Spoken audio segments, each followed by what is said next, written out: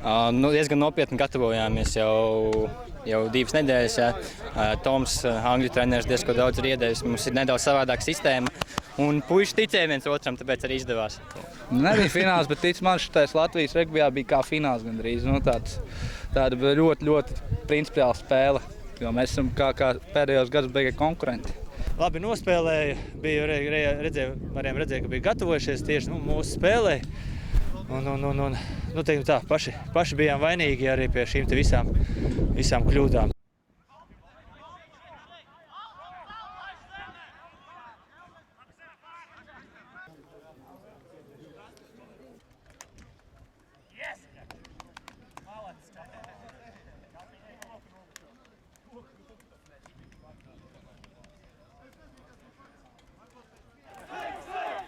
Pagrudu kabilniekiem!